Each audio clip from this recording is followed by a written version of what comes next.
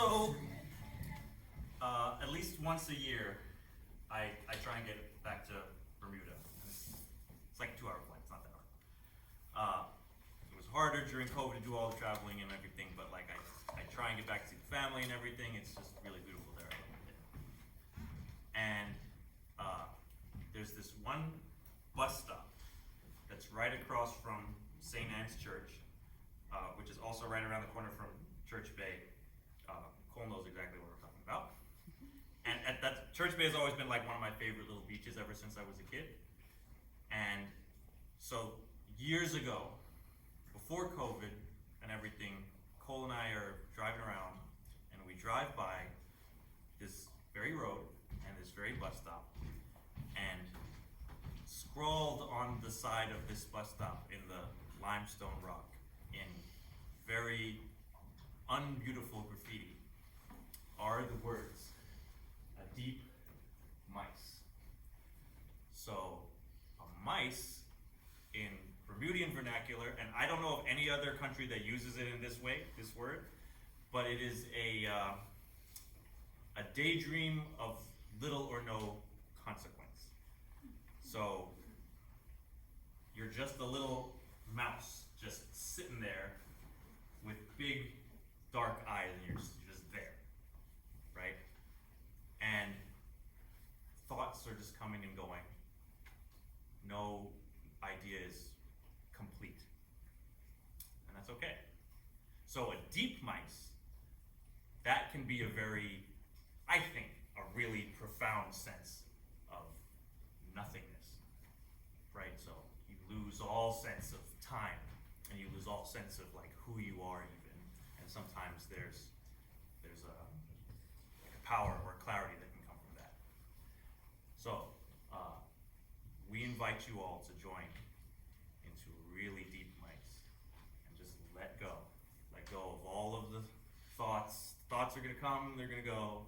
You can move around, you can lie down, you can do whatever you got to do to let it all go. For me, it is emails. Emery, what is it for you? Emails.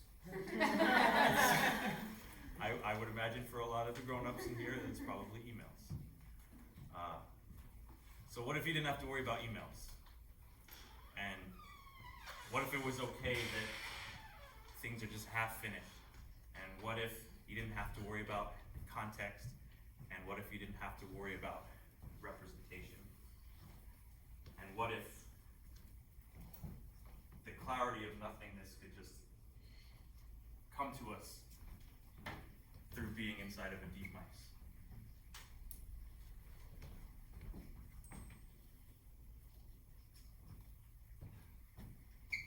Here we go.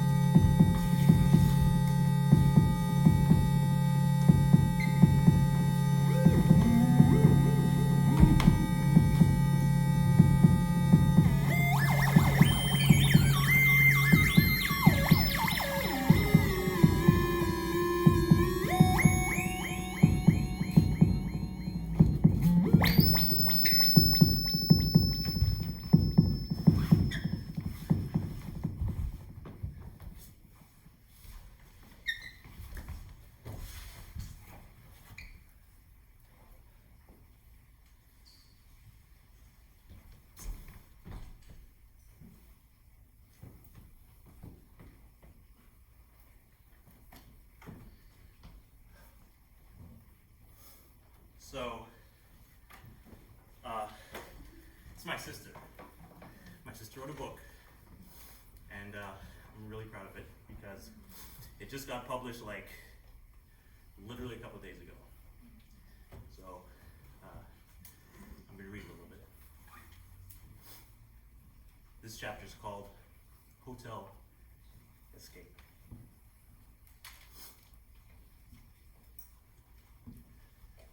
The day manager explained that Hotel Escape had names instead of numbers as its room. The room has wallpapers inspired by the names. So a room called the Indigo Eel's Cave has indigo eels and flicker coral, sparkle ring octopuses painted in the wallpaper. You'd find your way from the room to the nightclub by looking at the wallpaper and connecting what you saw with things in corridors and whatever you learned about at the nightclub. Clues about the amenities were all in the rooms and the common areas. Some things were easier to find than the nightclub. Things like the Baccarat Lounge are pretty difficult. Directions to one of the hotel's restaurants were obvious somewhere in each room. You'd find a ceramic monkey eating ceramic fruit in the jungle room. The fruit was hollow. Directions to an on-site restaurant were in the fruit. The Pharaoh room has a bowl of glass grapes instead of a monkey. So Hotel Escape's operating principles were escape room principles. An escape room is a game. The game is you're locked inside the room. The room is full of riddles. Solve the riddles to find clues that show you a way out of the room. You win if you escape within a certain time. The manager unlocks the room if you don't win. Mr. Six said that Hotel Escape was an icon of the escape entertainment industry. So Mr. Six's twin was Hotel Escape's first indoor gardener. The day manager gave him a phone with an app that showed him everything that he needed. Escape entertainment principles, the legend of the naturalist, a map of hidden corridors, instructions about doors that are not doors, and mirrors that are not mirrors, and how to tell which room a figurine or plant belonged to. The new indoor gardener had 1 week to study the app before it deletes itself. He couldn't use it to help guests find the gatehouse. The day manager would not tolerate bribery. The camera department discouraged cheating. The hotel itself discouraged cheating from succeeding. Cheating undermined the escape entertainment industry.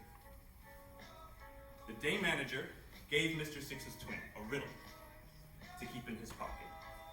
And Mr. Six's twin wrote one day to Mr. Six that a guest had brought him a glass-blown flower. The guest said that an urn on the terrace said to take the flower to the indoor gardener and ask its name. That was the signal for the indoor gardener to give the guest the box in his pocket. The guest with the glass-blown flower was the only one who ever did. And that's why the indoor gardener thought his box was a valuable clue. The guest must have advanced in his search for the gatehouse. The indoor gardener thought his clue might help the guest figure out the maze or find the lobby. The mansion has so many staircases that there's no point in all of them even going to the lobby. The indoor gardener said that all guests forget how to find the lobby after one night.